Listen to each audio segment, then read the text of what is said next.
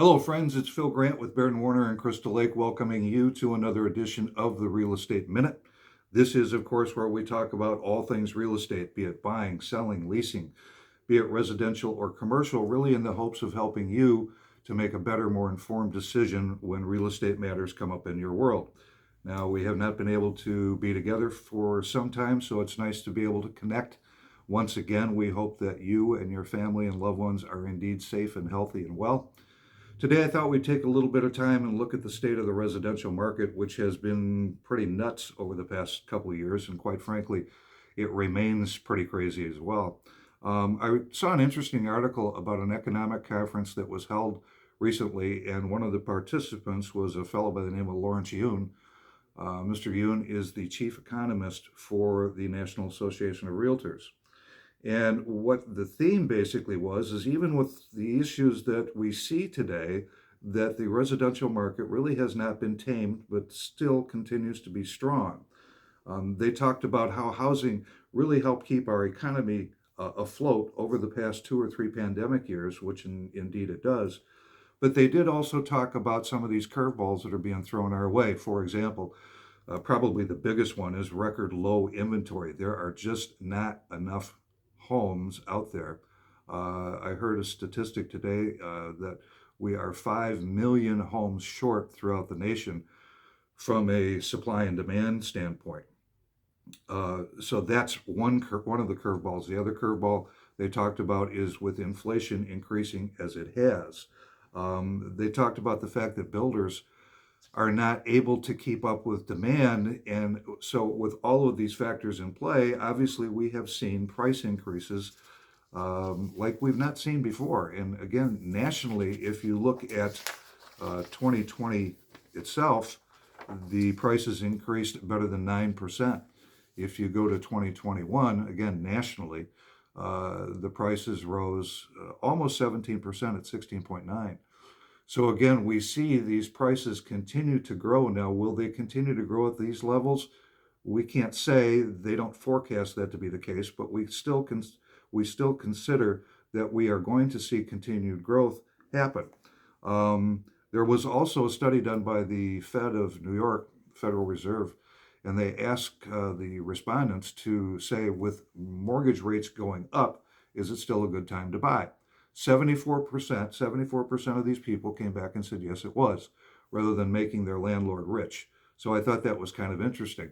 If we think back for just a minute about this mortgage rate thing, as we look back in time, we see that 5, 6, 7, even 8% was really the norm.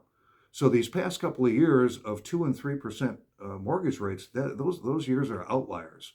That's been a very, very strange phenomenon that happened.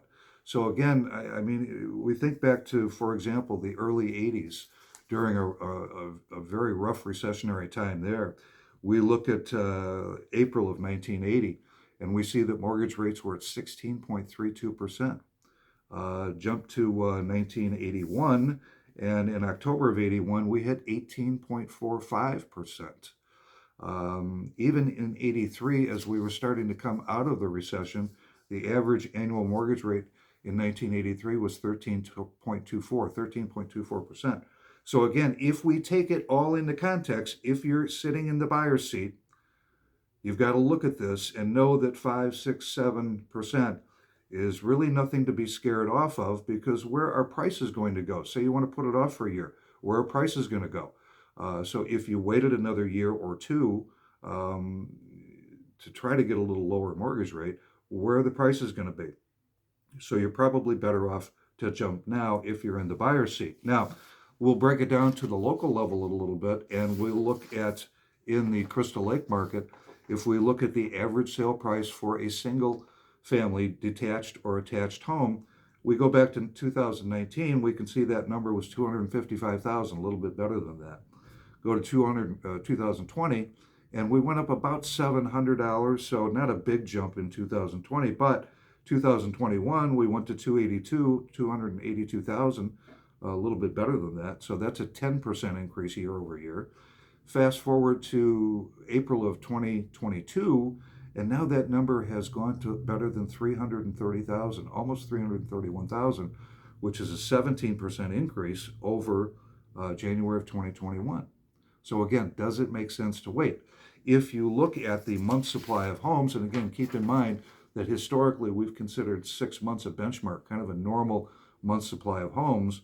We look back to January of 19, it was under 3.5%. Go to January of 2020, it was 3.8, no, I'm sorry, not percent, months.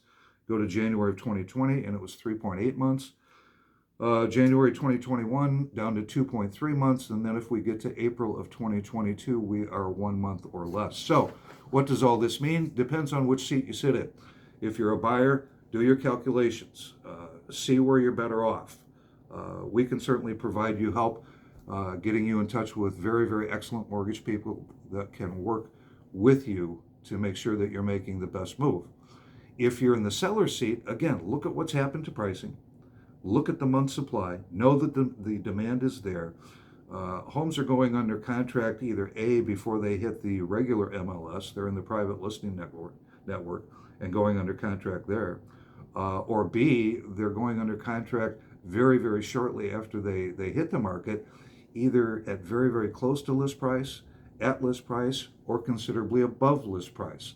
So you have to kind of decide, does it make sense for us now to make this move and indeed sell our home?